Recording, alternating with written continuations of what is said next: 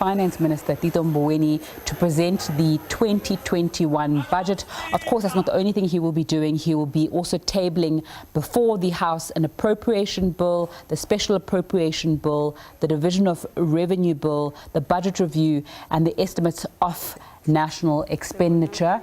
And we can see the chambers starting to get filled up, movement happening inside there as the minister is expected to deliver the speech shortly. Thank you. Please be seated.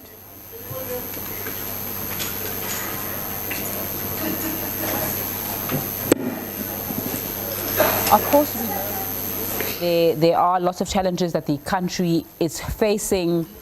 We know that COVID-19 has had a dire impact, and we're going to now take you inside Parliament. For all of us in the chamber, please keep your masks on and sit in your designated areas. Thank you.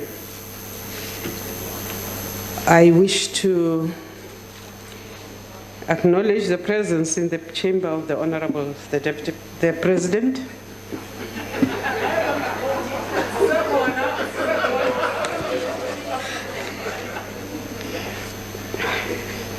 The Secretary will read the first and the second orders together.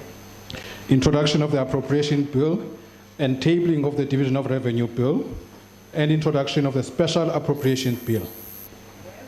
Thank you. The Honorable the Minister of Finance.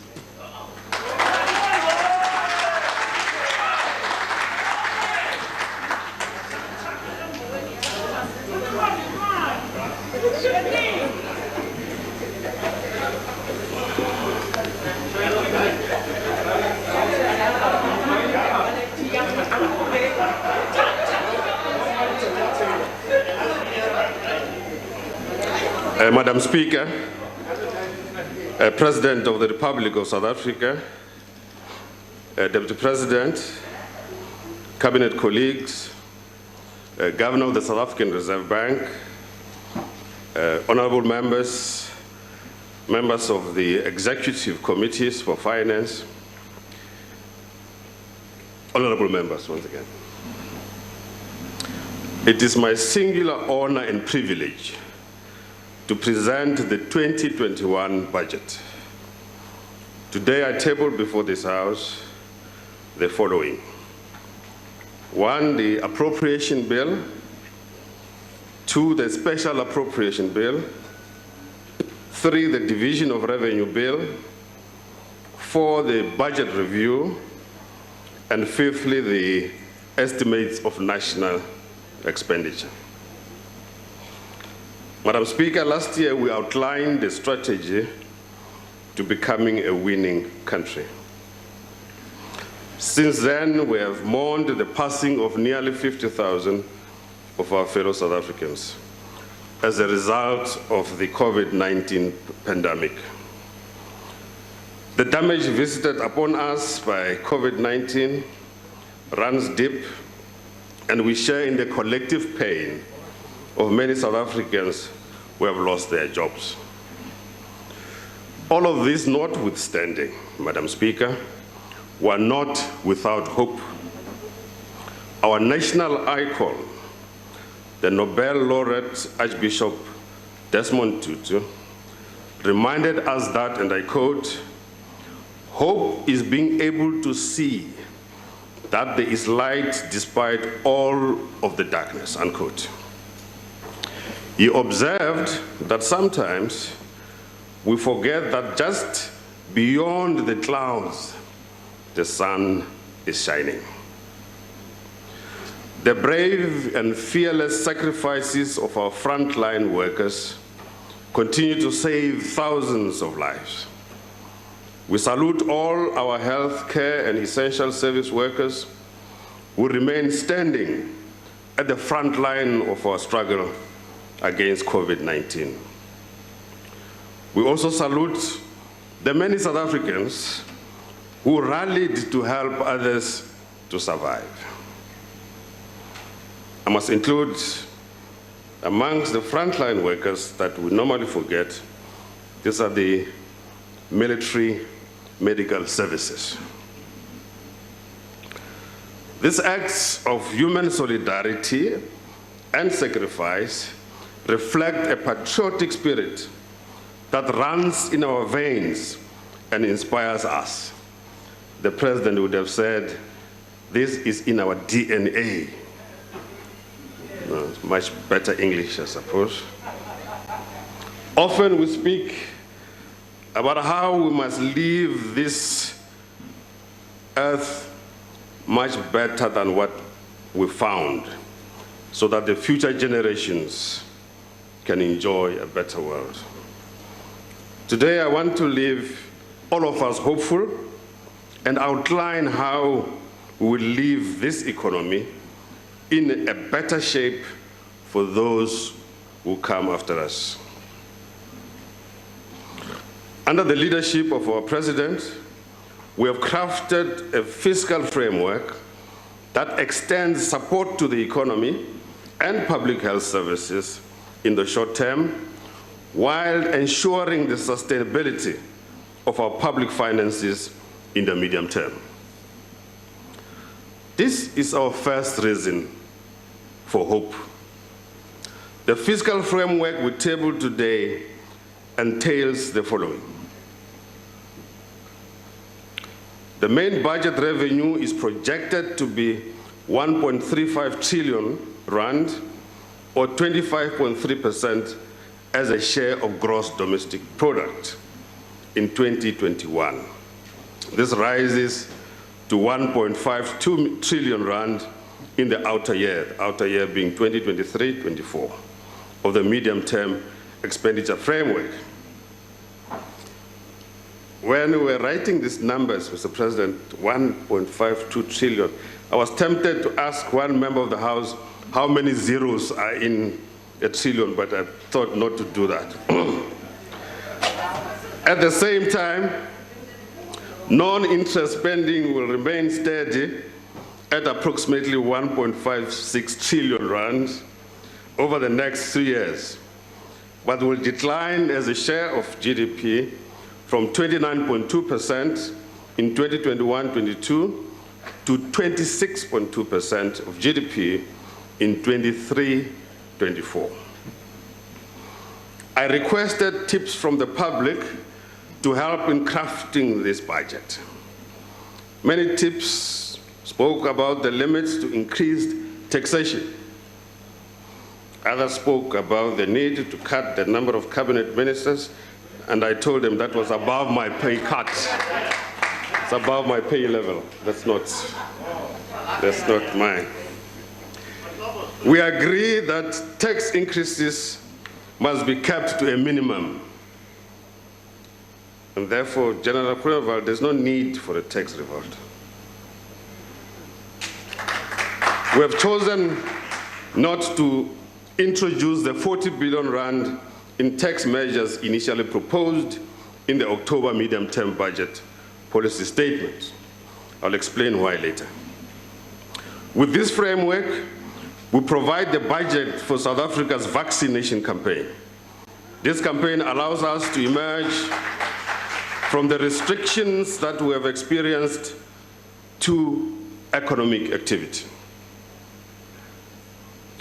So the restrictions were meant to help us fight against COVID.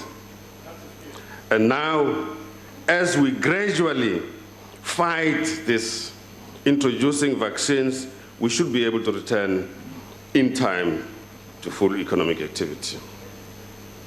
We are allocating more than 10 billion rand for the purchase and delivery of vaccines over the next 2 years. But we do not stop there. We are increasing the contingency reserve from 5 billion to 12 billion to make provision for any further purchases of vaccines and to cater for any other emergencies. With this framework, we are on track to achieve our goal of closing the main budget primary deficits. We shall achieve a primary surplus on the main budget in 2024-25. This will be an important achievement and will coincide with the end of this 6th Parliament. Most importantly, we will stabilize government debt at 88.9% of GDP in 2025-26, and the ratio will decline further thereafter.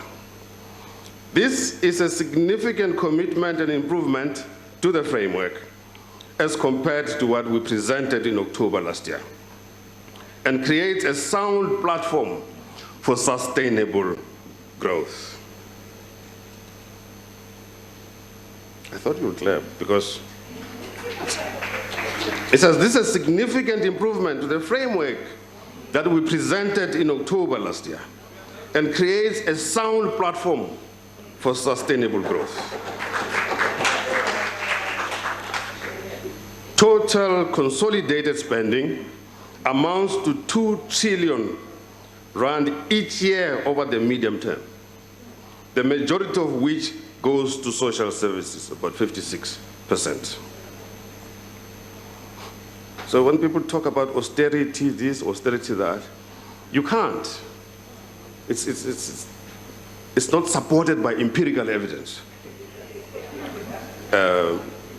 Honorable members, getting our fiscal house in order is the biggest contribution we can make to support our economic reconstruction and recovery plan. Continuing on the path of fiscal consolidation during these economic times was a difficult decision. But we're here precisely because we want to make difficult decisions. If you want to make easy decisions, go swimming. However, on this, we are resolute. We remain adamant that fiscal prudence is the best way forward. We cannot allow our economy to have feet of clay. High government debt levels increase the cost of borrowing across the economy. The rising debt levels lead to higher future taxation and uncertainty. Servicing this rising debt takes away resources that could have been invested in infrastructure and frays our social solidarity. Madam Speaker, yes. Sometimes it's the Deputy Speaker. It reminds me of when the Honorable Sisulu was the Speaker, and after Honorable Freni Jingwal, and somebody referred to Honorable Sisulu as Madam Speaker. So, Madam Speaker, my second reason for hope stems from our much improved economic outlook. Global economic growth is expected to rebound to 5.5% in 2021, before moderating slightly to 4.2% in 2022, spurred on by the expected rollout of the COVID-19 vaccines throughout the world and other additional policy measures, deliberate economic policy measures. China is expected to grow at 8.1% in 2021, while India will achieve a growth rate of 11.5% in 2021. Sub-Saharan Africa is forecast to grow by 3.2%.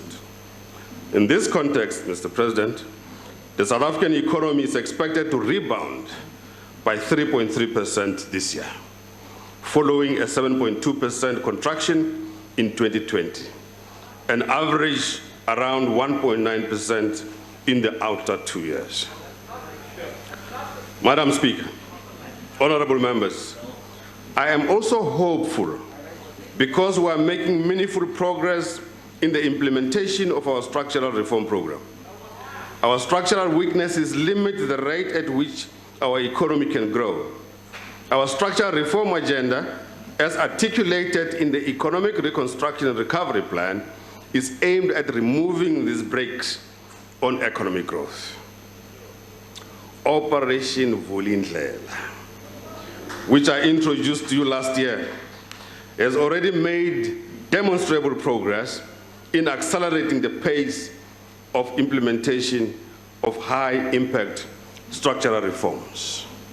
More often than not, we're very hard on ourselves, and we say we make decisions that we never implement. This is not the case here. We are implementing. Much of this progress was outlined in the State of the Nation address by our President. I want to thank my cabinet colleagues for their support of Operation Vulindlela. And I assure members that Deputy Minister Dr. David Masondo and the team from the Presidency and the National Treasury remain hard at work together with the relevant departments to ensure the continued implementation of the remaining reforms as outlined. We will not rest until we have fundamentally altered the structure of this economy by lowering barriers to entry, broadening ownership patterns, which some people don't want to talk about, raising productivity, and lowering the cost of doing business. Honorable members, we face many challenges as a developing country. We are confronting these challenges head-on. Our country has a network of highways and byways, which are the envy of many around the world. The mighty N1 that starts just here in Cape Town to Beitbridge, the scenic R71 that meanders through the misty mountains of Mahobaslof and delivers us to the Kruger National Park, and the expansive N4 that stretches from Botswana across our country into Mozambique. They are part of the lifeblood of the regional economy. Our great dams, bridges, and railway lines have supported our economy for decades.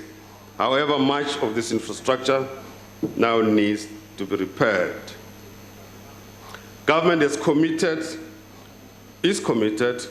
to a 791.2 billion rand in infrastructure investment. We are already partnering with the private sector and other players to roll out infrastructure through initiatives such as the blended finance system. However, all these efforts to expand infrastructure will be wasted if the end user does not pay a cost-reflective tariff for usage. Let me repeat. However, all these efforts to expand infrastructure will be wasted if the end user does not pay a cost-effective tariff for use. Therefore, the principle of the user pays is very important, and I would like to repeat it in this House. The other thing, Honorable President, the other thing is a tendency amongst us, or some amongst us, to destroy infrastructure. We build today, somebody bans tomorrow. We build a police station, they ban it, tomorrow they demonstrate that they need a police station. Doesn't make sense. And therefore, we cannot do this anymore. We have to confront head-on the culture of the destruction of our own infrastructure and introduce a new mentality of asset management. The communities must own these assets and protect and defend them. Madam Speaker, my fourth reason for hope is that this budget explicitly supports economic transformation and job creation. Our 6.2 trillion spending envelope over the medium-term expenditure framework gives expression to the economic reconstruction and recovery program. Now, this, once again, I must say, is not an austerity budget. And I must emphasize this, particularly for those in the democratic movement. This is not an austerity budget. This is not an austerity. An austerity budget, as explained by one honorable member here, would be a situation where we're now closing social grants, we're now closing schools, we are now no longer spending on anything, that we cut old age pension and everything else, like you saw in Greece. That's austerity. This one, icon. Our fastest growing area of spending is our investment in the future capital payments progress. Now, the Minister of the Department of Public Service and Administration, Minister Celso Mkunu, is working with our partners in organized labor to achieve a fair public sector compensation dispensation when negotiations resume on a new multi-year wage settlement later this year. I know there are some who, when they're not aware that conversations are taking place, they say that we're lying when we say conversations are taking place. When you're not aware, it doesn't mean it's not happening. We have cumulatively made 83.2 billion available for the public employment program since the 2020 special adjustment budget. We are now augmenting this by 11 billion rand for the Presidential Youth Employment Initiative, taking the total funding for employment creation to nearly 100 billion. When the president spoke about 100 billion, people said the president was dreaming, but it's a good dream because it's being realized now. The key issue, just proceed and get the wheels going. Government plans to finalize 1,409 restitution claims at a cost of 9.3 billion over the next 3 years to achieve redress and equitable access to land. Within this context, the Department of Agriculture, Land Reform and Rural Development will set aside 896.7 million for post-settlement support. This will include the recruitment of approximately 10,000 experienced extension officers. The reason why I say experienced, so you don't hire somebody immediately from high school as an extension officer, because then they arrive at the Ramaphosa farm to help, but they expect him to teach them. So it can't work like that. You have to know what is farming. So when you go to Minister Mantashe to advise him, don't expect him to advise you how to grow sheep. You should be able to advise him how to make good. So we emphasize the experience in the extension workers. A total MTF allocation of 7 billion is being made available to the Land Bank. This allocation will help to resolve the bank's current default and re-establish the development and transformation mandate. This amount will not affect the expenditure ceiling, but will be offset through other budgetary processes, as will be the case with all other state-owned enterprises. The Department of Small Business Development has allocated 4 billion rand over the medium term to support township and rural enterprises. The Department of Tourism has reprioritized 540 million rand over the medium term to establish the Tourism Equity Fund as one of the measures to support the tourism sector in our country. The fund will acquire equity stakes in existing tourism enterprises, support the expansion of operations, and the development of new operations. This is a model that I like. Equity ownership, not just gifts. This I like. I have by now outlined a few of the reasons we have to be hopeful, but also acknowledge that much work remains to be done. And it's part of the work that still needs to be done. Honorable members, an incorrect notion has developed that says that the government is swimming in cash. An incorrect notion has taken hold that government is swimming in cash. That's ICE, not the government. That's ICE. Certainly, compared to October last year, we are in a much better situation. But our assessment from the supplementary budget time in June last year still stands. Our public finances are dangerously overstretched. Our borrowing requirement will remain well above 500 billion rand in each year of the medium term, despite the modest improvements in our fiscal position. Consequently, gross loan debt, terrible pronunciation, gross loan debt will increase from 3.95 trillion in the current fiscal year to 5.2 trillion in 2023-24. We owe a lot of people a lot of money. This includes foreign investors in our bond market, pension funds, local and foreign banks, unit trusts, financial corporations, insurance companies, the PIC, and ordinary South African bond holders.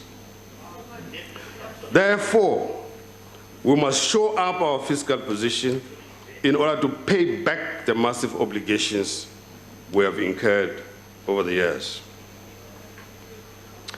Madam Speaker, I must advise this House that we now expect to collect 1.21 trillion rand in taxes during 2020-21, which is about 213 billion rand less than our 2020 budget expectations.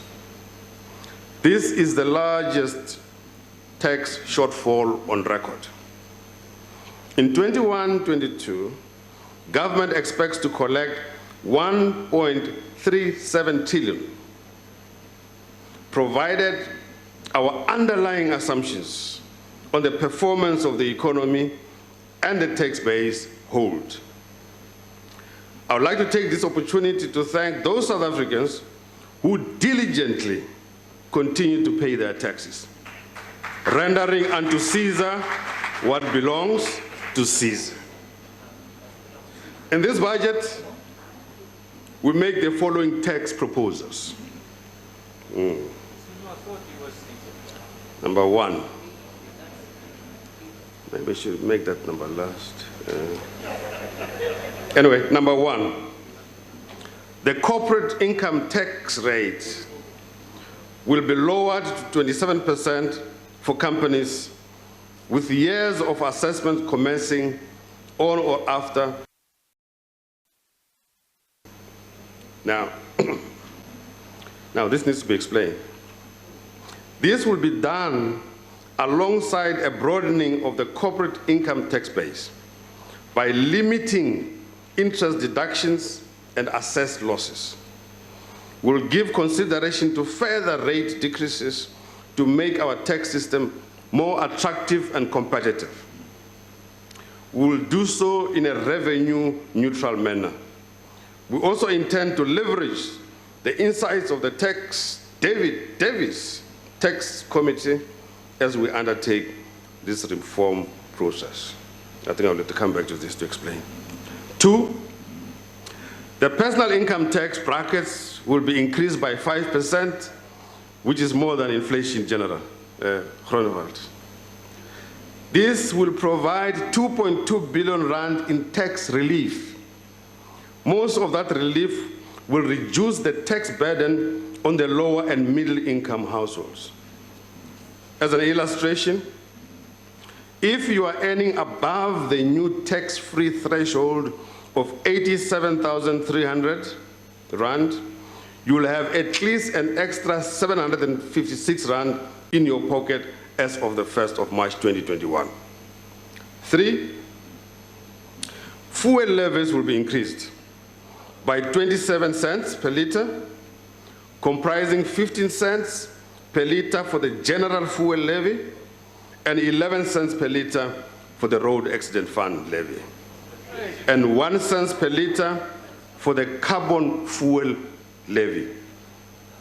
This is important to emphasize because we're moving towards a carbon-free environment, and we have recently established the Presidential Coordinating Committee on Climate Change.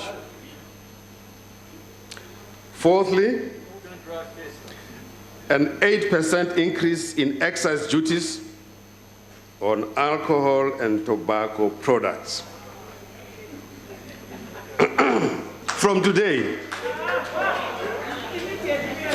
with the immediate effect. With immediate effect. A 340 milliliter can of beer or cider will cost an extra 14 cents. B, a 750 milliliter bottle of wine will cost an extra 26 cents with immediate effect. C, a 750 milliliter bottle of sparkling wine, an extra 86 cents. Next, a bottle of 750 milliliter spirits, including whiskey, gin or vodka, will increase by R5.50.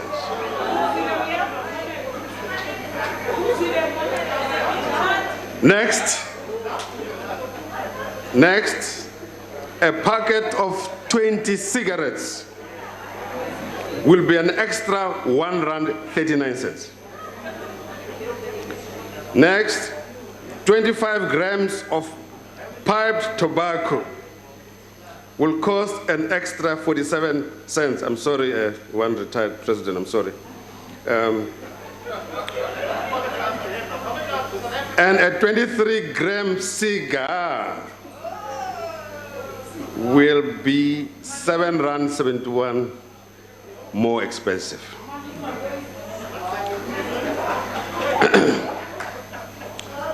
There is no increase in the price of traditional beer.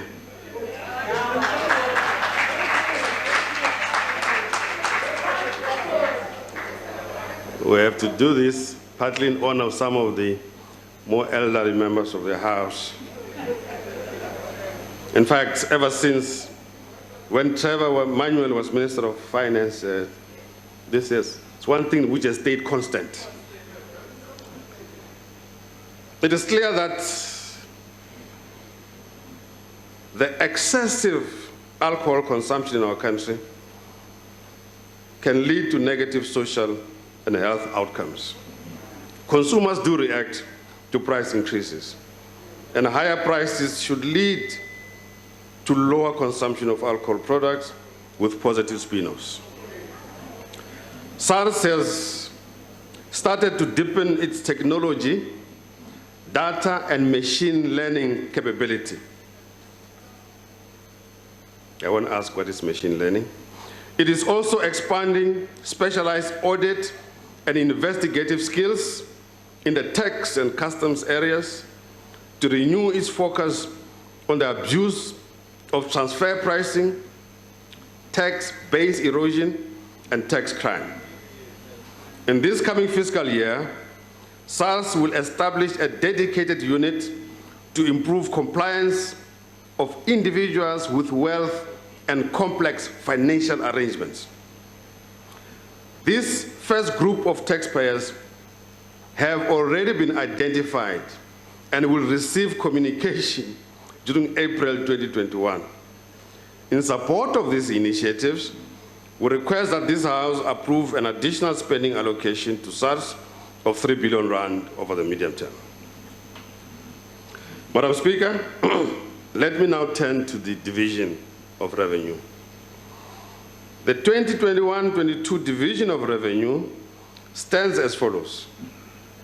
48.7% of nationally raised funds are allocated to national government, 41.9% to provinces, and 9.4% to local government. This is after providing for debt service costs, the contingency reserve, and provisional allocations that I made mention of earlier.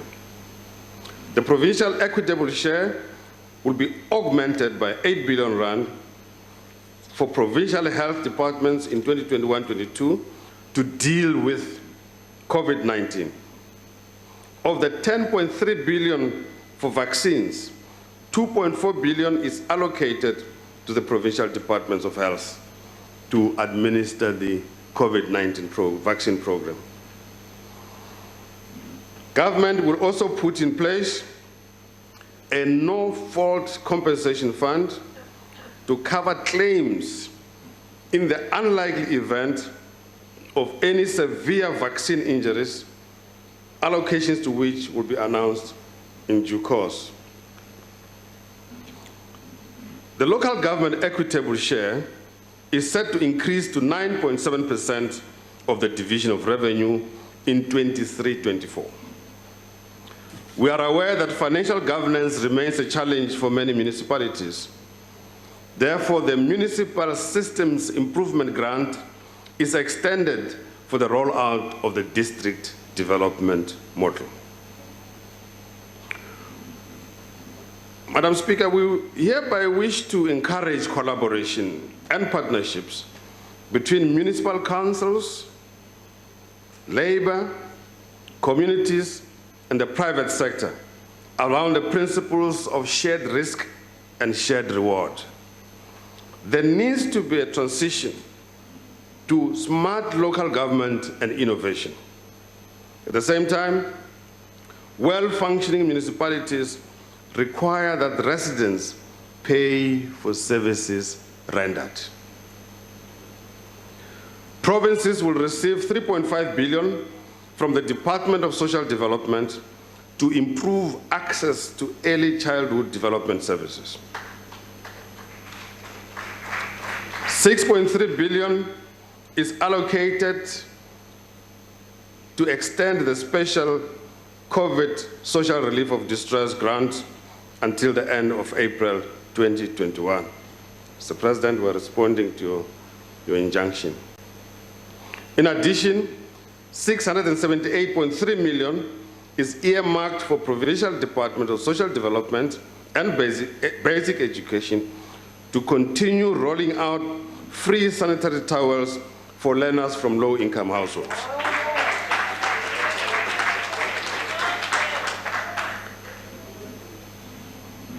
Now, the regular social assistance grants are adjusted upwards. The old age disability care dependency grants are increased to 1,890 rand. The increase for war veterans grant to 1,910 rand. An increase in child support grant goes up to 460 rand. An increase for foster care grant increases to 1,050 rand. Government remains committed to ensuring that deserving students are supported through higher education. The National Treasury is working closely with the Department of Higher Education and Training to work out on policy and funding options that will be detailed in the medium-term budget policy statement. What this means is that deserving students who have been admitted to university will be supported.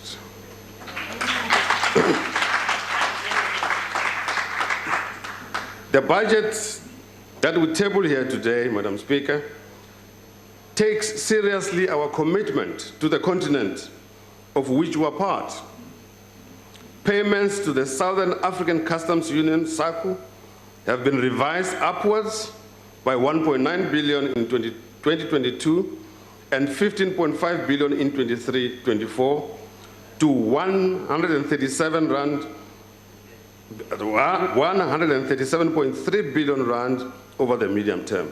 This is very important for some of the countries in Southern Africa, and we must not lose sight of the need to adjust this. The African Renaissance and International Cooperation Fund will, over the medium term, support various projects in Africa, whether it's democracy, economic development, integration, and others. An allocation of 148.1 million rand is therefore set aside for this fund. The Africa Continental Free Trade Agreement, part of which came into effect early this year, presents us with the opportunity to deepen our trade and financial linkages with our continent. Following last year's budget announcement on supporting the African Continental Free Trade Agreement through a more modern risk-based capital management flow system, much progress has been made to implement the new system, and new regulations will be published by the South African Reserve Bank shortly.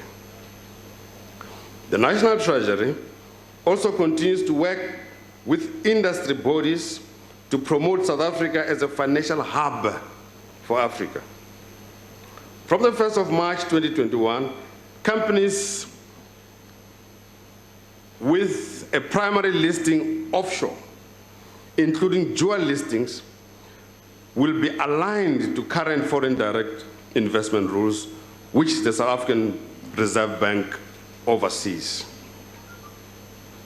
In order to improve access to African markets, our 6 busiest border posts will be upgraded and expanded.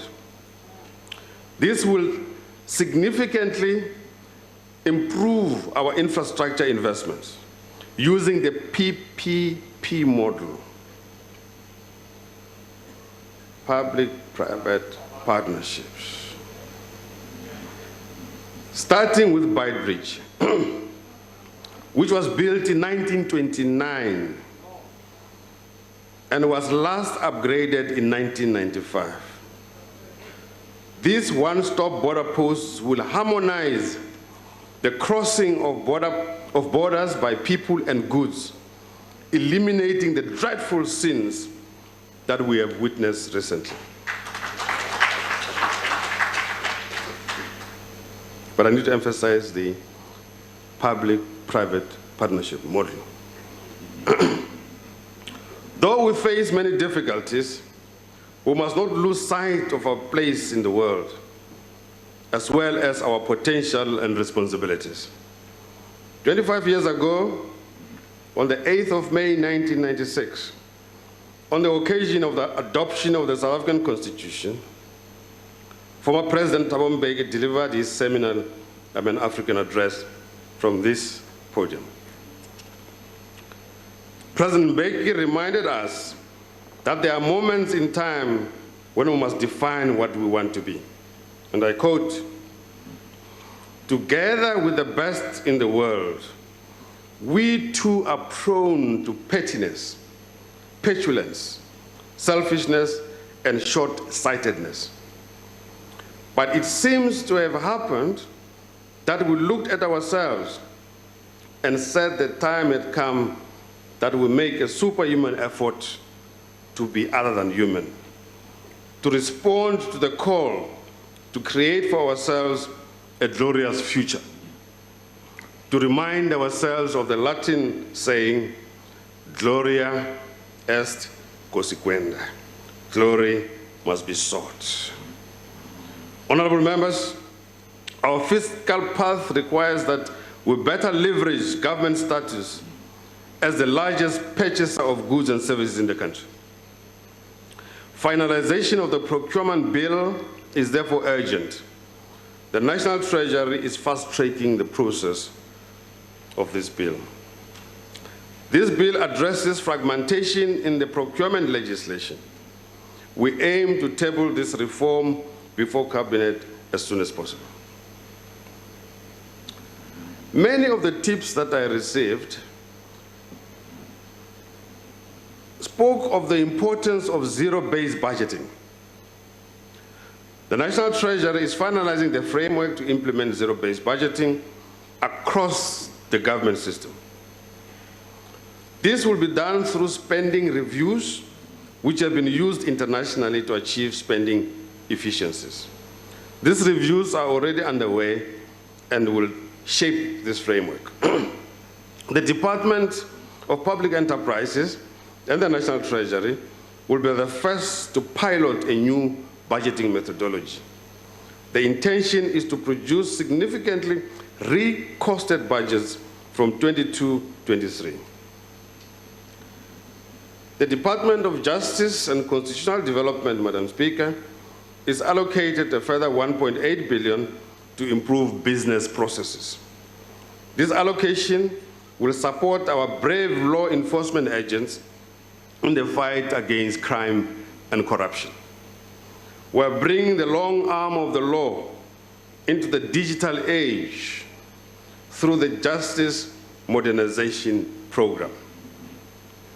The South African Revenue Service, South African Reserve Bank, and the Financial Intelligence Center are working jointly on combating criminal and illicit cross-border activities through an inter-agency working group. This group has completed 117 investigations and found 2.7 billion rand for our fiscals. In other words, they've recovered.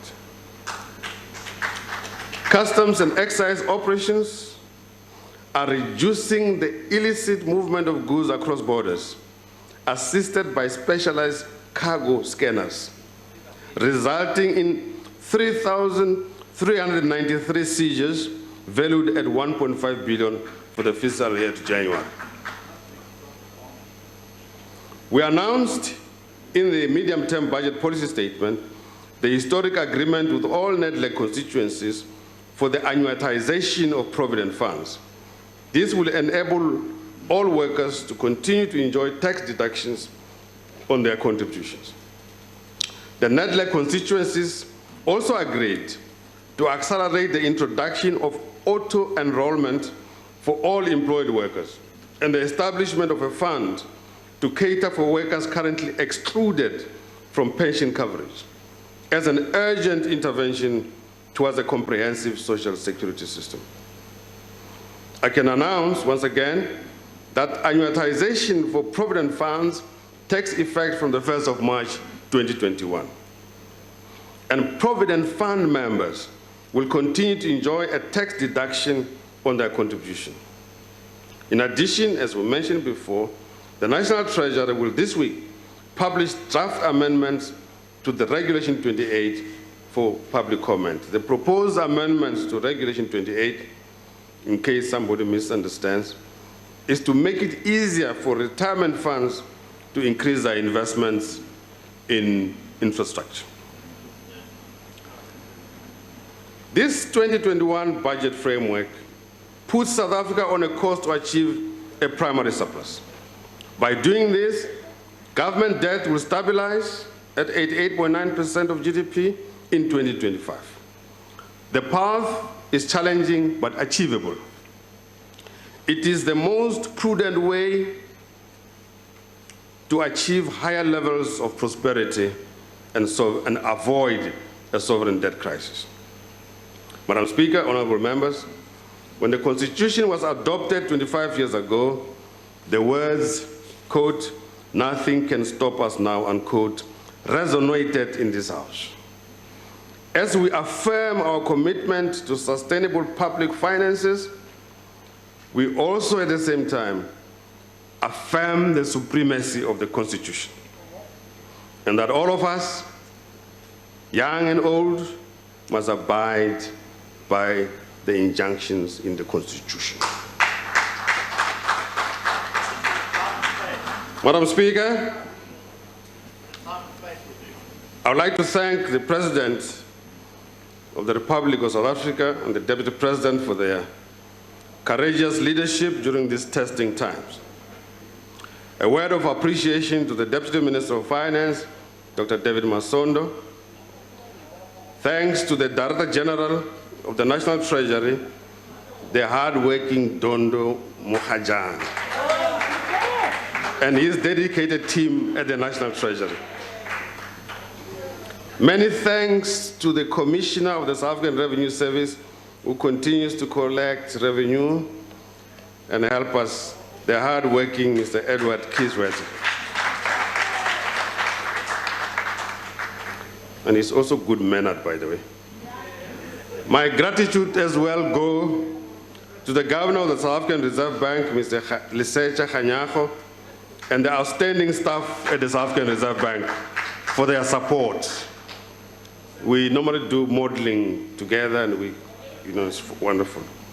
I particularly want to appreciate my colleagues in Cabinet and the wisdom of the Ministers' Committee on the Budget, MINCOMBAT.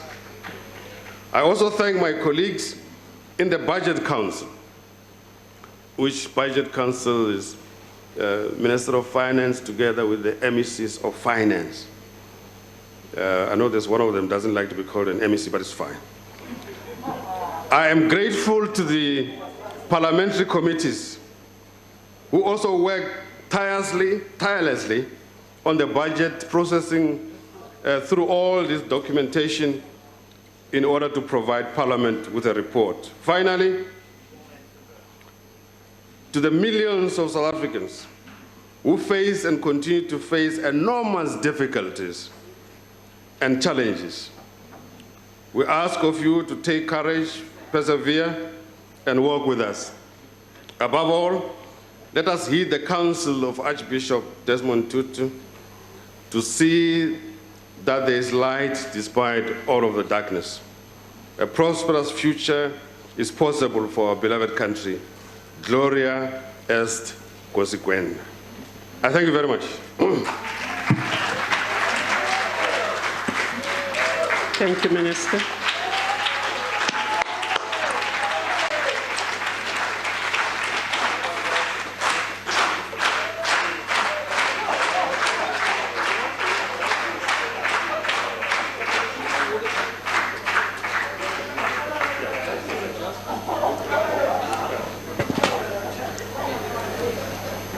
Thank you, Minister, once again. The papers tabled by the Minister will be referred to the relevant committees. Honourable members, this concludes the business of the day, and this House is adjourned.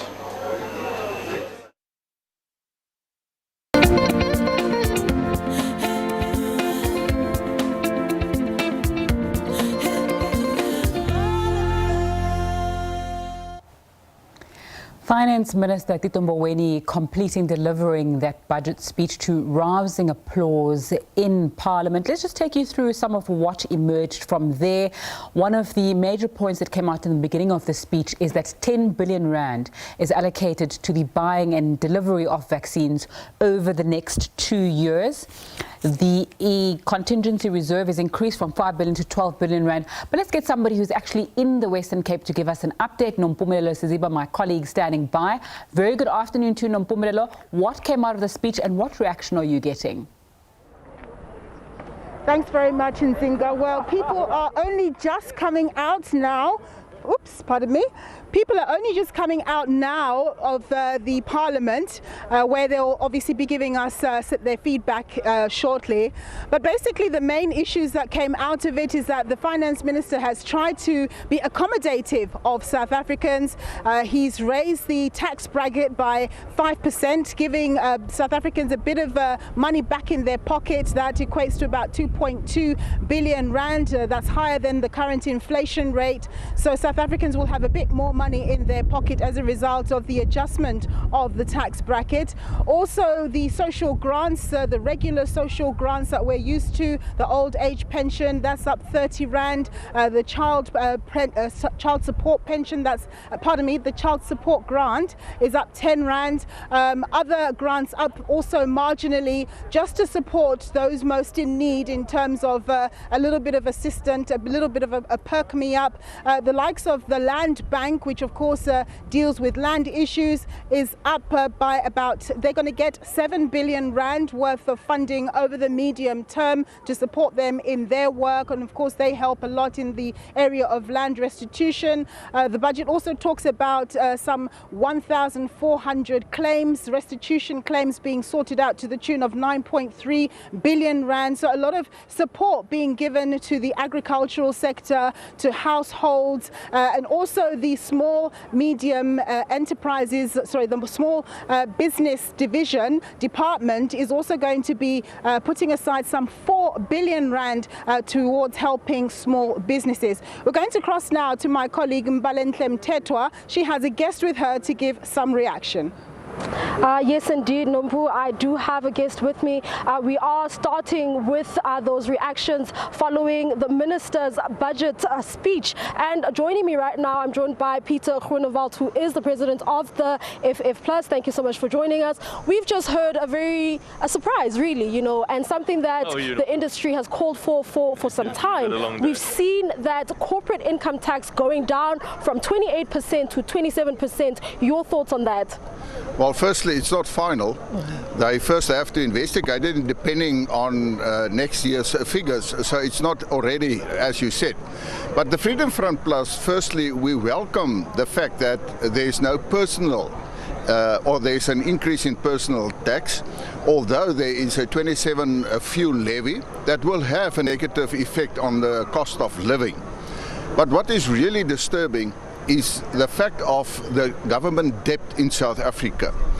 At this moment, we have about 395 trillion debt, which the service cost alone is 270 billion annually. And over the medium term, it will increase to about 340 billion annually. So the government debt is out of control. If the government was a company, then they would have been liquidated long ago. Okay, thank you so much there. There you have it. That was Peter Groenewald from the FF+, just talking about, raising concerns rather about the rising government debt. It's over to you, Nompu. Thanks very much. I'm here with Jordan Hill-Lewis. He's the Shadow DA Chancellor of the Exchequer, the Finance Minister. Just to give us your reaction to the Finance Minister's budget speech. Thanks, Nompu. Great to join you. Look, my biggest concern is that there was a lot that was not in the speech that is in the detail of the budget that I think was slightly dishonest to leave out. Chief amongst those, we've got a 4.3 billion rand, another bailout for SAA, Nompu. We've got 31.7 billion for Eskom. That wasn't even in the speech. And while he speaks about a 10 rand increase for social grants, actually, if you look at the budget, the social grant budget is being cut for the first time ever. I've never seen that in Parliament in 10 years. So it's an extraordinary budget that I think actually kicks poor South Africans when they are down. What we really needed was to see prioritization of social spending, like we discussed this morning, and make sure the cuts are focused elsewhere. What we're seeing is more bailouts, cuts to social grants, cuts to basic services, and I just don't think that that is morally defensible. Thank you very much for your time, sir, and your quick insights there. That was Jordan Hill-Lewis. He's the DA Chancellor of the Exchequer, Finance Minister, Shadow Finance Minister. We're going to hand over now to Mboweni. Thank you there, Nompu. Yes, indeed, I have another guest with me from the NFP, this time Sheikh Iman, who's going to be talking to us about their views and their reflections on that budget speech we've just heard.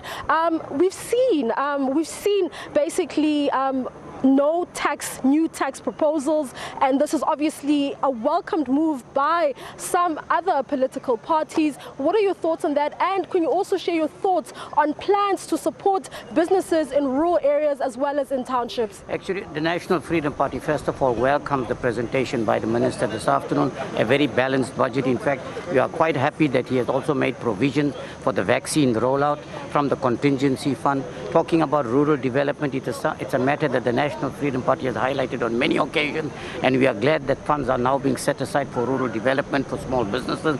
Indeed, I think it is a budget that was presented today. The only challenge I think we do face, and I think the concerns are being raised by the Minister time and time again, is the high cost of debt in South Africa and the increasing debt, which will go up to about 5.2 billion in 25-26. But I think what he's pleading with, that with little, we need to do more, we need to be more efficient, and if we can do that, I think we can overcome the challenge. What is very encouraging is that we are in a better position than we anticipated since COVID-19 had started. Okay, thank you so much for that. There you have it, the NFP also just raising their comments and concerns about the debt, the rising debt and the ballooning government debt. It's back to you, Nompu. I'm joined by Nyomzi Gwangwa. He's from the United Democratic Movement. Thank you very much, sir. Your quick comment and reaction. Well, for us, the budget was uninspiring in the sense that it seeks to maintain the status quo rather than to get the South African economy out of the quagmire in which it finds itself. But we must compliment the government for maintaining expenditure on the social wage. That's number one.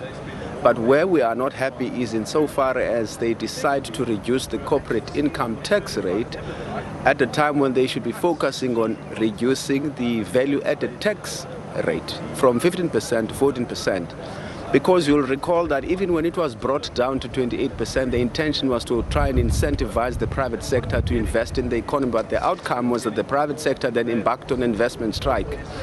But you have a government that continues to dole out budgets which benefit big business and the private sector at the expense of the poor once more. We must compliment them, for instance, for being able not to introduce any tax increases this year. That is commendable. But the fact that there's nothing to celebrate about the fact that they were able to forecast a certain revenue, but they were actually managed to see that what happened is that their forecasts were out by almost 100 billion rands. It speaks to the poor level of government to focus even on issues that have to do with growth. It speaks to their poor ability to focus even on issues that have to do with the debt to GDP ratio. We know that come 2023-2024, the debt to GDP ratio will be worse than the 5.2 trillion rands that they've focused. These are issues that the government fails to talk about. And from where we're sitting, the budget speech says absolutely nothing about how to reignite growth, how to create jobs. It's a maintenance of the status quo and an introduction here and there of one or two policy proposals and programs that they hope would be able to make an impact in terms of trying to create jobs and grow our economy. Thank you very much, Much obliged to you. Mr. Gwangwa there. Let's hand over to my colleague, Bulelani Philip. Thank you so much, Nompu. Of course, we're going to take more political reactions here on the steps of Parliament. We bring into this conversation Mr. Wayne Thring from the ACDP. Did the Finance Minister strike the right chords for the ACDP? I don't think so. Certainly, I think the Finance Minister found himself in a very difficult situation. The ACDP warned as early as April last year that a hard lockdown was going to have negative consequences. While saving lives, we also have the responsibility of livelihoods. And so we warned as early as April last year, and we feel vindicated that when one looks at the economy, we see a debt to GDP growing up to 81.8%. Unemployment has increased to 32%, 42% on the expanded definition. We have a budget deficit, which was somewhere in the region of about, the GDP declined by some 7% or so, and we have a budget deficit as well, and climbing. When one looks at the medium-term framework, it doesn't seem as if we are going to be arresting our debt. Debt to GDP is expected to grow to 88.9% or so in the next few years, and this hurts the poor. What we need to be doing is, in the Sona speech, the President spoke about structural reforms, and besides Operation Vulindlela, we need to actually see boots on the ground. That has not translated to growth in terms of economic growth. It has not translated to increased employment. Rather, we've seen increase in unemployment, and so ACDP is not impressed at all by the budget speech. Thank you so much. Wayne Thring is a ACDP MP, of course not impressed about what the Finance Minister has said. For more reaction, Nompu is standing by. Well, let's see how impressed or otherwise Brett Heron is. He's the General Secretary at the Good Party. Your thoughts on the budget, sir? Well, I think it was a budget of hope and despair. There was some hope. I mean, the funding for the rollout of the COVID-19 vaccine is in there quite firmly at 10 billion rand. We hope that that is sufficient to vaccinate 67% of the adult population this year. There's also some provision for reserves, so hopefully there's enough funding for the vaccine, but that was a bit of hope. I think the other hopeful part of the budget was there was no tax increases, personal tax increases, and in fact the personal tax brackets were revised to bring some tax relief. The despair was that the minister didn't meet his commitments from 2020. We will not achieve the debt stabilization in 2023, 2024 as he had promised in 2020, nor will we achieve the surplus which he said we would achieve in 2023, 2024. That's been pushed out to 2025, 2026. And of course, my big disappointment is that the temporary social relief grant is only being extended until the end of April 2021. That is completely insufficient. We cannot relegate poor people to a future with absolutely no income. I wanted to hear that grant was extended until such time as a basic income grant was in place. Thank you very much. Brett Heron there. He's from the Good Party. Over to Bulelani. Thank you so much, Nompu. Of course, a lot of eyes that are watching over this budget speech by the Finance Minister. I'm going to bring into the conversation now Mr. Paul Mashatile, the ANC's Treasurer General. Of course, one of the key issues coming out of here is the rollout of the vaccine plan. Of course, still a lot of concern around corruption in terms of the rollout. As the ANC, I mean, how are you going to ensure that there's sufficient oversight in the rollout? Well, firstly, let me say, as the ANC, we welcome the budget. I think under the circumstances, it's a good budget. And the fact that 10 billion rand has been made available for the rollout of the vaccine, it's a good step ahead, and particularly because these resources will go to provinces and the provincial health departments to be able to do that. We are, of course, going to ensure that we continue to be vigilant against any corrupt activities so that these resources can benefit the people that they are intended to. Now, your own health minister, Dr. Zweli Mkhize, also implicated in these kind of serious allegations of corruption. Your view on that? Well, I saw the story about Dr. Mkhize only this morning in the newspapers. I haven't really heard the side of his story, so, I'll give him the benefit of the doubt that there shouldn't be anything we should worry about on the matter. He should Given the explain to us what was seriousness as the top six, would you not be interested in calling him to give his side of the story? Most definitely, I'm sure he will come to Luthuli House and explain to us what was happening there. All right, thank you so much, Mr. Paul Mashatile, the ANC's Treasurer General. For more reaction, Nompu is standing by. Okay, I'm joined by Nkosi Buthelezi from the IFP. Sir, your views on the budget? From the IFP side, as per our expectation, we think that the minister delivered to some extent a very measured budget, because got both things that we appreciate and also some things that we are very much concerned as the IFP. For example, the issue of the 11 billion rands that will be put aside for youth employment, we appreciate that, and the 4 billion that will go to local economy, and the no increase in tax is what the IFP actually expected the minister to actually say today. But on the other hand, we're very much concerned about the issue of the public wage bill, which is very high, and also the government debt, which is something that is putting so much threat to government. Because we think that as the IFP, to try and reduce the wage bill, there should be an audit of staff in all departments, so that when there are new vacancies, you look for people within those departments that are overstaffed, would assist those that are understaffed. And we're very much surprised that the minister didn't mention anything about state-owned entities, in particular SAA, yet there is money that will be allocated to them. I think he just shied away deliberately so, because he knows that we have been speaking so much that no need to actually bail out those state entities. And I also believe that the other challenge that the government needs to do is the inefficiencies that are in the system. system across all the departments, wasteful expenditures, fruitless expenditures. Those things are the wastages that we need to stop. Thank you very much, Nkosi. you. We're going to hand over to Bulelani. All right, thank you once again, Nompu, of course. And now I'm going to bring into the conversation the president of the African Transformation Movement, Mr. Vuyo Zungula. As your party, you must have heard about the pronouncements by the finance minister on the issue of beefing up SARS to investigate all those wealthy companies who are tax dodgers. Your take on that? We welcome that because it is a reality that majority of the wealthy companies are not paying enough taxes. They are finding means and ways to evade paying taxes. We welcome that as a party. As this budget stands now, do you think it's pro-poor?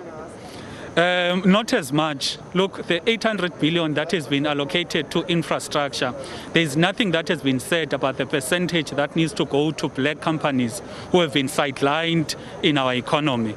Even the reduction in company tax and an increase in personal tax, that does not make any compelling sense, because even the companies, there's no other precondition to say in this period you must not retrench and you must employ more. Therefore, there is something missing when it comes to enforcing companies so that ultimately there is a benefit to the individuals. Thank you so much, Vuyo Zungula, president of the ATM. For more reaction, Nompu is standing by. Right, we're speaking to Mr. Ndlozi of the EFF. Your reaction to the budget? Well, there is nothing in this budget essentially that is going to result in a transformation of the structure of South Africa's economy. What is the structure of South Africa's economy? Chronic unemployment, the fact that we do not, as a country, have industrialization that is happening, even the promises that they will drive government expenditure to stimulate local industrialization and local production. They've been making these promises over the years and have not been materializing. There were fundamental problems that relate to illicit financial flows that the budget said nothing about. I mean, you collect taxes from a very insignificant industry called tobacco. You leave the big mines, you leave the auditing firms. So there's nothing in the budget that is going to lead to the fundamental changes that are required in South Africa's economy. They are trying to go back to a pre-COVID-19 situation, which is totally unattainable. You will never be able to see that. Corporate income tax was left as it is. You should have gone for those guys to collect more taxes from them, but to redirect these taxes to the type of economic activities or at least government expenditure that is going to lead to industrialization and production activities to happen locally in the country. Thank you very much, sir. One unsatisfied customer and the finance minister leaning over him to hear what he has to say. Let's hand over to Bulelani. All right, thanks once again, Nompu. Of course, the finance minister made a couple of pronouncements around the job creation. Mr. Willie Madisha from COPE, are you satisfied that the amounts of monies that will be put forward to create jobs is going to be sufficient to deal with what we heard yesterday about increased unemployment in the country? I'm extremely disappointed that which he said does not solve anything altogether. Remember, the unemployment rate in the country has gone far beyond 30%. And what he says they will allocate to deal with that is basically nothing altogether. And secondly, this is the repetition of the speeches they've given over many years past. What would you have done differently? But then the main thing is, number one, they should be saying to us, this is what we have implemented. These are the gains that we have been able to implement since the last speeches that we have given. Now, secondly, they are saying that they are going to raise taxes, and yet people are not working. Yet the levels of poverty is too high. And when they say taxes, it's not only when it comes to the corporate sector. It even affects the people who are there in the streets. Because if you say that petrol, fuel, in whatever way goes up, those people who are not working, they too are going to pay that kind of tax. It's a major problem. We're not getting anywhere. So they're not creating jobs. They're not doing anything. We have not achieved anything. And they were not happy. Mr. Willie Madisha, thank you so much for your time. He's a COPE MP here in the National Assembly. For more reaction, Nompu is standing by. I'm joined now by Mzwanele Nyonzo. He's from the PAC. Thank you very much, sir, for joining us. Now, one of the things that the Finance Minister indicated is that they're going to be putting more money in the contingency reserve for a rainy day. What are your thoughts about that? No, our thought was that, in fact, we are not surprised. Our thought was that the budget was not talking to our people. We want the budget to be made simple. The budget must talk to our people. The budget must explain clearly how are they going to address the issue of unemployment. The budget must talk directly to the have-nots. The budget must change the captains of industry. They must take the land. Once they take the land, we'll be able to provide everything for our people. So the budget was not talking to our people, it was talking to the elite, and people did not understand it. One of the things you talk about speaking to the people, one of the things that was overlooked or not talked about was the area of state-owned enterprises, and we know that more provisioning has been made specifically for Eskom and SAA. Your thoughts about that? And they were surprised because they were not mentioning it, but they are pumping billions and billions to those state-owned companies, and they do not benefit our people. And also they did not even address this. In fact, the question of rural development was not even mentioned, and yet so many people are staying in the rural areas. When are they going to address those things? So this budget was not talking to the African people. It was talking to the elite. It was talking to the white people, those who own the means of production. Thank you very much, sir. More questions seemingly than there are answers. I'm going to hand over now to Bulelani. Thank you, Nompu. Of course, a lot of stakeholders are watching on the sidelines as to the pronouncements of the Finance Minister.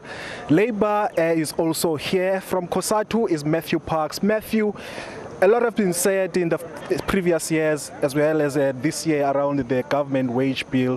Where is that debate at the moment, and are we going to see any resolution to it in the near-time future? Look, we hope government will come to the Public Service Bargaining Council to engage with workers on the wage agreement. If they're willing to engage, we're also willing to engage. But what we've seen in the past year in this budget speech is that they're imposing a unilateral 4-year wage freeze. That's going to demotivate and demoralize the very public servants who need to implement the commitments of the State of the Nation Address, the Economic Recovery Plan. And for us, it doesn't address the fundamental crisis of the public fiscal difficulties. We lose 150 billion rand to corruption and wasteful expenditure every year. There's not a single word about corruption in the budget. No interventions to deal with it. There's no plans around fixing the state-owned enterprises. Again, that's costing the state billions of rands to bail them out every year. So for us, it doesn't address the fundamental crisis of corruption, of wasteful expenditure of the SOEs, or even measures to stimulate the economy. There is an expectation of a shortfall in revenue collection. Is that a justifiable excuse or a reason for the government to actually not increase salaries for workers? No, we've been in a fiscal crisis long before we had the revenue shortfall. You have to address the fundamentals, which is corruption, which is wasteful expenditure, which is collapsing SOEs and municipalities, but also a stagnant economy. You need to stimulate the economy to grow so that companies can remain open, they can pay their taxes, so workers can remain employed and pay their taxes. What government is doing is simply saying we're going to cut expenditure, we're going to impose a freeze, and somehow pray for miracles that the economy will pick up on its own, that jobs will be saved on their own. And for us, that is going to worsen the situation. As Labour, how do you intend to respond? Look, we are focusing on the Economic Recovery Plan at NEDLAC, ramping up local procurement because that will create manufacturing jobs, seeing how we can assist Eskom to get back on its feet because that's critical to the economy. We're going to continue to push on the corruption front, including banning politicians and the sponsor from doing business with the state. But government has to go a different route. Simply choking the economy of stimulus is not going to resolve the issues. Talking about corruption, the health minister also dragged into allegations of corruption with regards to the rollout of communication strategies in the COVID-19 matters, as well as the issues of vaccination.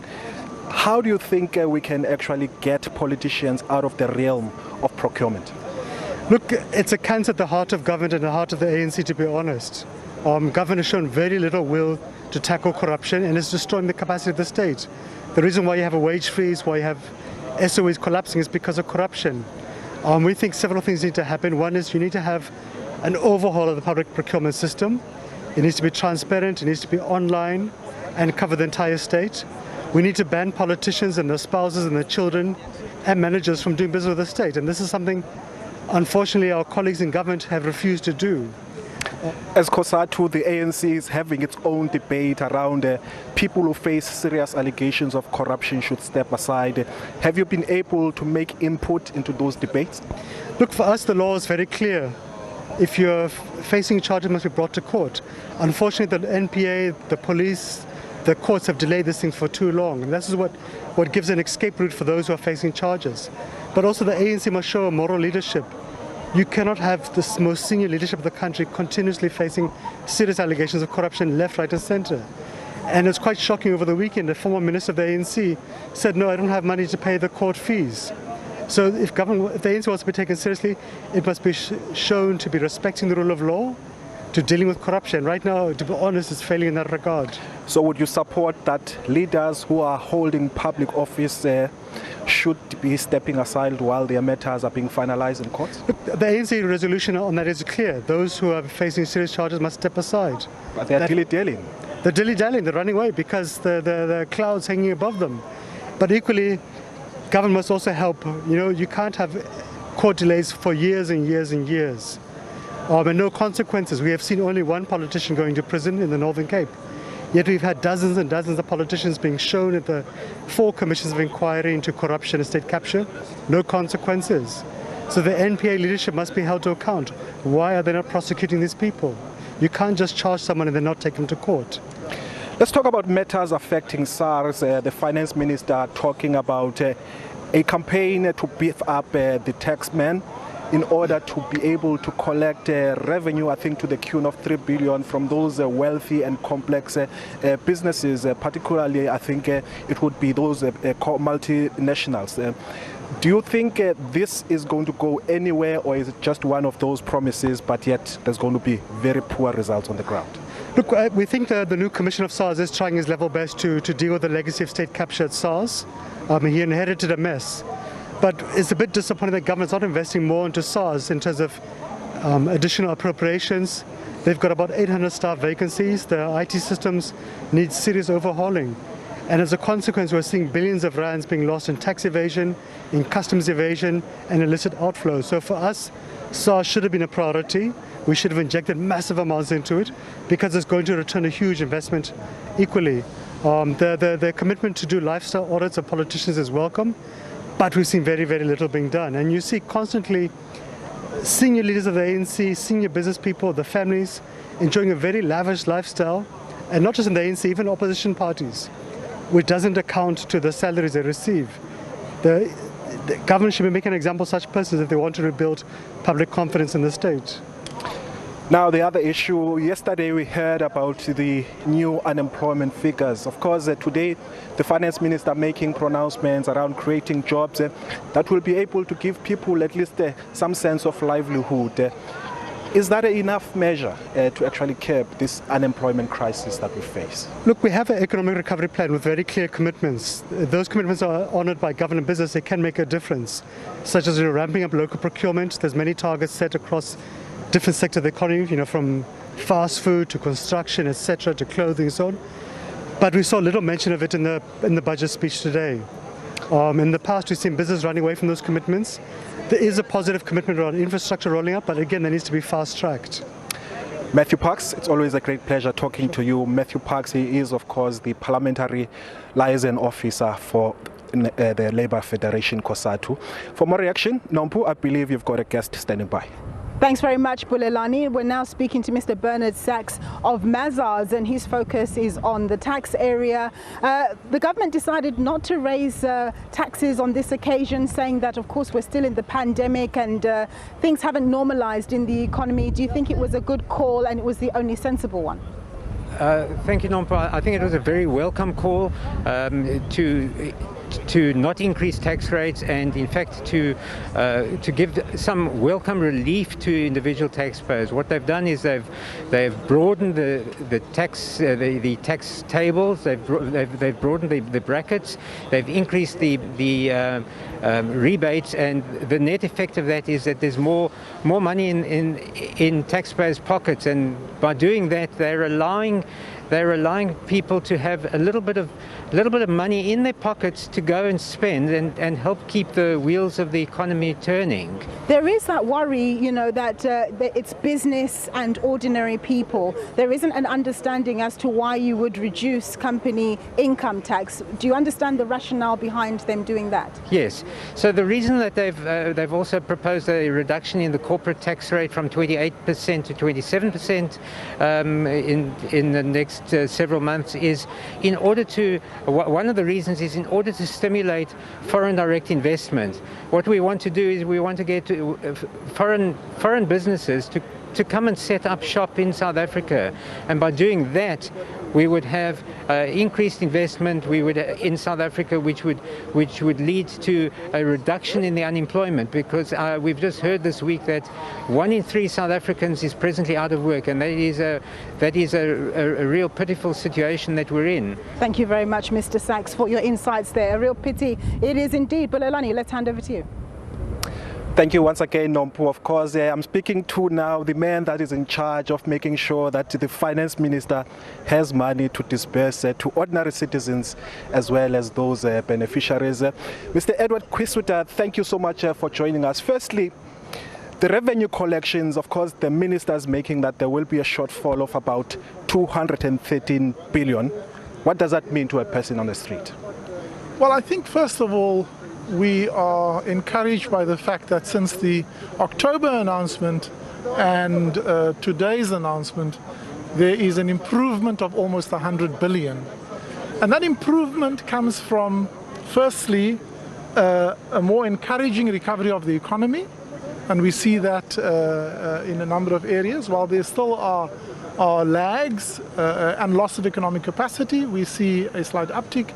And secondly, the compliance effort to raise the focus, increase the focus to collect debt that's outstanding and to enforce the tax laws effectively.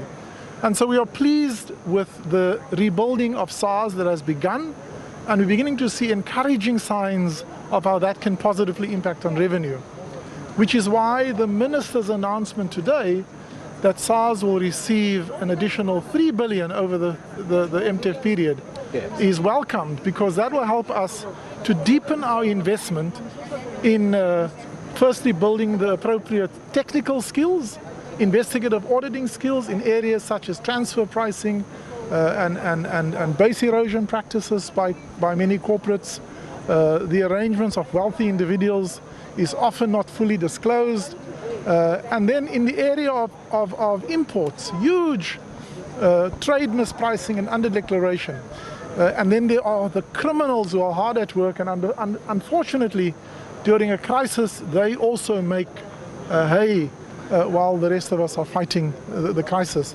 And so we've also seen a deepening of criminal activities, illicit trade in areas such as tobacco and alcohol, and it'll take us years to deal with that. And so the investment is towards improving our human capability to address that, but also important, we cannot work without data. And so we're expanding and increasing our data set, and also therefore we need to build data science as a formal discipline within SARS and use machine learning algorithms and artificial intelligence to work through those data, to find and connect the dots, to highlight for us trends and opportunities, and then to build a technology platform that is concurrent with what technology offers today. Let's stick to this dedicated unit that has been announced that will be going after all these wealthy tax dodgers. Can you confirm whether you've been able to identify some of the biggest tax dodgers in the country? Yes, so SARS is an early adopter of the automatic exchange of information. And that gives us visibility with almost 90 countries who exchange information to us about South Africans who have financial assets offshore. And so we have started and are increasing our capability to use that data to identify link that to the individuals, but then also develop a program of action. We have been slow off the mark, and this unit will step up that effort, because many individuals have assets offshore. They're not fully disclosed always, even though some of them may have been received approval by the Reserve Bank. All of the transactions aren't always visible to us. And where I'm going, Mr. Kisweta, will you be able to make them public so that there is no perception that some will be treated with kid gloves? That's where I'm trying to go. No one in SARS is treated with any gloves of any sort. SARS applies its law without fear, without prejudice, independently. We make no differentiation between anyone, whether you're a high-profile businessman, a high-profile politician, or just an ordinary taxpayer or an ordinary small business. Yes, we will make it easy for you to fulfill those obligations, but we will not have a different dispensation because of your role in society. Will you name and shame them? We will increasingly use the provision in the law that at a particular point in time, when there is a successful prosecution and it is in the public domain, the taxpayer or entity loses its right to confidentiality, and that information is available to the public, and we will increasingly use that also in our media statements to inform the public that no one is above the law. Thank you so much, Mr. Edward Kisweta, SARS Commissioner, of course, giving us details of this new dedicated unit that will be probing the highest tax dodgers in the country. Nompu is standing by for more reaction. I'm joined by Mhluleko Mhlengwa. He's the head of the Standing Committee of Public Accounts. Thank you very much, sir, for joining us. Just give us your sense of what you thought about the budget. Well, it was a tightrope to walk, but there are serious issues which the minister has not dealt with, which we're going to have to look at in the granular detail, because he just delivered the speech there. I mean, the SOEs have received huge bailouts from the Land Bank to Eskom to SAA, and so we know that SAA is under business rescue as we speak, when we've got serious issues here as Parliament with SAA. And of course we will be looking at the Land Bank coincidentally in part of our planning, and so the bailout they received today sharpens the focus on that area. We are concerned that the law enforcement agencies fight against corruption receiving only 1.8 billion rands, because the cost in fact is that for every act of corruption you have to spend money to go after the people to recover money. And so that should sharpen our focus again to say to spend that amount of money means the problem is just very, very serious. And so we fundamentally believe that the law enforcement agencies will have to strengthen their outlook of cooperation, and that's why we are expecting them to resuscitate the anti-corruption task team for the purposes of pooling and sharing of resources, skills, capabilities and expertise to make sure that the conveyor belt of consequence management moves speedily, but also at the same time effectively and efficiently, and that there are no gaps in that. But quite clearly, the warnings that we have been giving previously, that the country is in dire straits, we are in serious trouble, were confirmed by today's budget, and so something's got to give, and there has to be a change of mentality from government leadership and government practitioners and the employees at the administration to turn things around. We will be in discussion with National Treasury, because there are quite a number of legislative amendments which we need to look at. Some of them may of course come through Treasury notes. We have to see how best financial management can be improved in SOEs consistent with legislation, but at the same time how they can actually achieve their public mandate. SABC is one of them. You've got a public responsibility, but you've also got a commercial venture that you have to look at. So those balances are very, very important.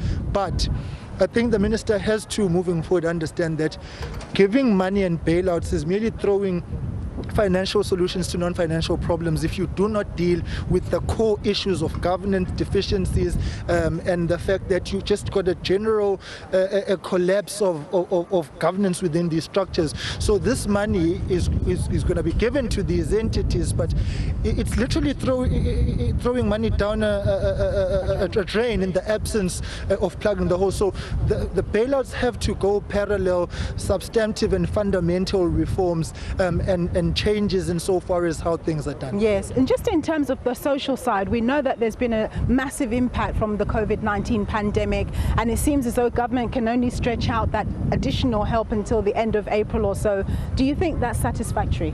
Well, it's a sad reality, but you also at the same time look at the fact that you've got a revenue collection shortly about 218 billion rands, and so that's indicative of a government that has really overrun, as you're just hearing also the head of SARS as well, speaking about the issues that they are dealing with. So it's not an easy reality, but there too, let's go to the UIF. We went to visit them last year on an oversight, and there are grave and serious shortcomings in governance, management and process. And so any money that is going to these institutions, whether it be SASSA, which in itself has been embroiled in high instances of corruption and serious allegations thereof, means that we need to take a step back so that the little money that's there can actually be corrected.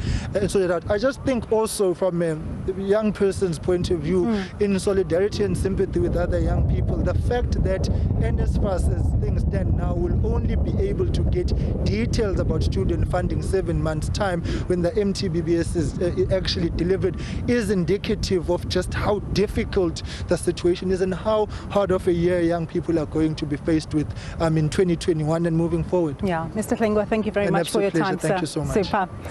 All right, so we were speaking to Mr. Tlengwa there. He's the head of SCOPA, and that's pretty much a wrap from us here in Parliament. We have, of course, been covering the budget, the national budget of February 2021. Bulelani, what would you say about it? How would you characterize the budget today? Well, the minister clearly says it's not an austerity budget, but I think everyone had their eyes on whether would they be increasing, this personal income tax, and I think it should come as a great relief that, of course, the brackets have been increased by 5%. So I think it should be a great relief, but of course, the sin tax is always going to go up. Yeah, they always go up, but I think, like many people say, very sneakily, Finance Minister Tito Mboweni not talking about those extra bailouts to the likes of SAA and Eskom. It just seems year in, year out, they keep on throwing money at these organizations. With Eskom, of course, we continue to have the lights out. Of course, SOEs remain the elephant in the room in terms of our public finances, and I'm sure he would be looking at these issues very closely. And of course, one of the issues that we should be mindful of is that we should read the detail. He might have not mentioned it inside the House, but of course, when you go into the books, maybe some of the issues will be covered there. So one of the things we must be looking at is, let's go to the text. Absolutely. It's just a 45-minute speech, and there are thousands of pages that tell us what's really going on in the economy and what the National Treasury is planning on doing to take South Africa to the next level. Well, that's pretty much all from me. Nompumelelo Siziba. I'm Bulelani Philip. That's all. We're going to hand over back.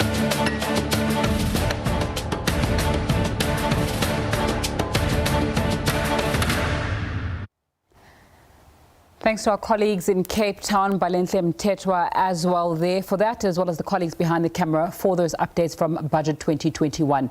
Let's get some updates now. Tendani Manchimuli, who's an economist at Liberty, joins me via Zoom now. Thanks so much for your time on SABC News. Just give us your reaction overall to that budget speech.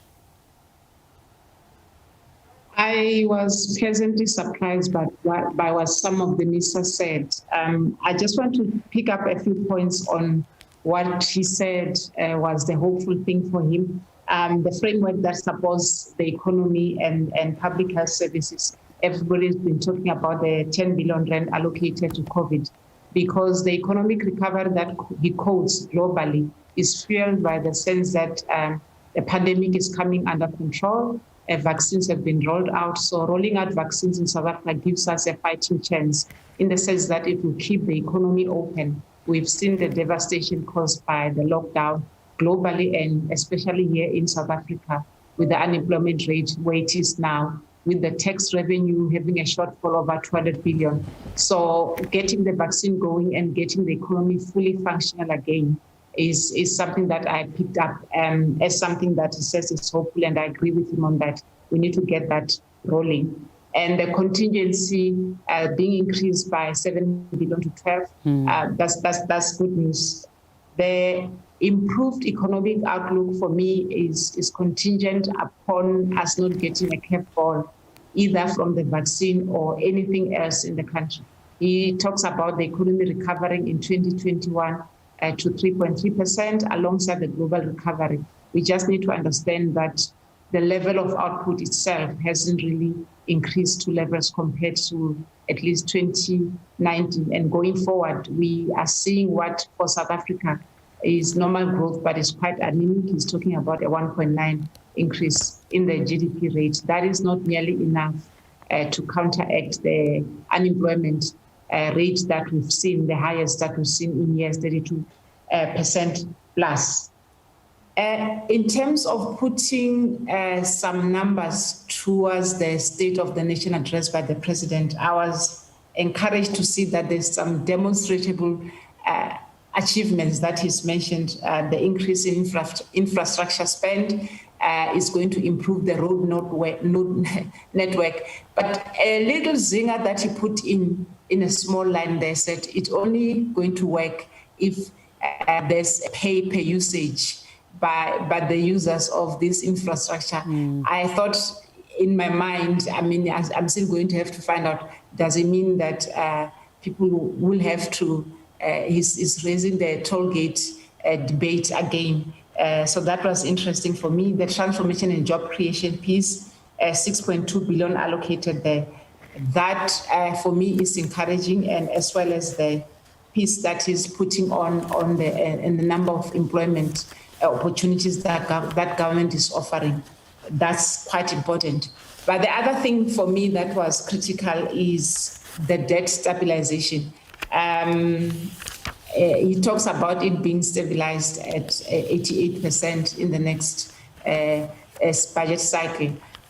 We were talking in October about potentially going to 100% of GDP. So that's encouraging, but that's premised on improved tax collection and on an unchanging consolidated expenditure over the next few years.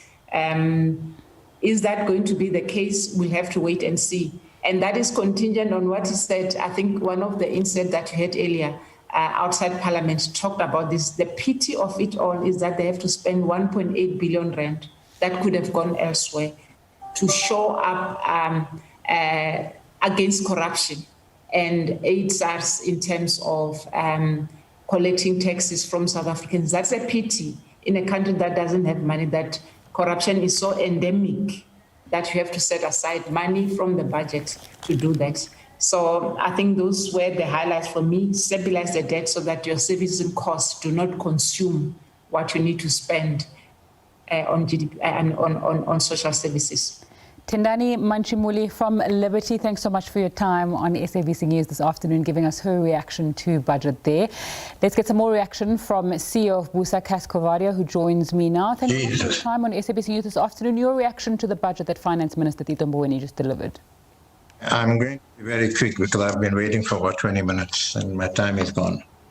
So I think it was a good budget overall, and Treasury usually understands the crisis we are in, tries to put us onto a sustainable growth path. But there are a number of issues. One, the budget is predicated on sound economic growth, and economic growth is only going to happen when we make the necessary structural reform intervention in the economy to create an environment for investment, without which we're not going to get growth. We welcome the corporate tax decrease. We think that that will help encourage some growth and some investment, both local and global, and we think that is useful. I think the aggressive path toward getting us into a surplus situation by 24-25 needs to be welcomed. But again, the budget can only do so much. It's essentially telling us how much money we're going to raise and how we're going to allocate those monies. The important part is for the departments to actually implement and deliver, and we've seen time and time again them falling short on that. And we'll have to see in the next few months whether, or after the funds are allocated, whether the departments actually utilize those funds both appropriately for the reason that they've been allocated and without any corruption creeping. Kas Kovadia, CEO of BUSA, thanks so much for your time, and our apologies for keeping you waiting as we got reaction from MPs and people in Cape Town after that budget speech. It's time for a short break. We'll be back with more reaction after that. Do stay with us on Point.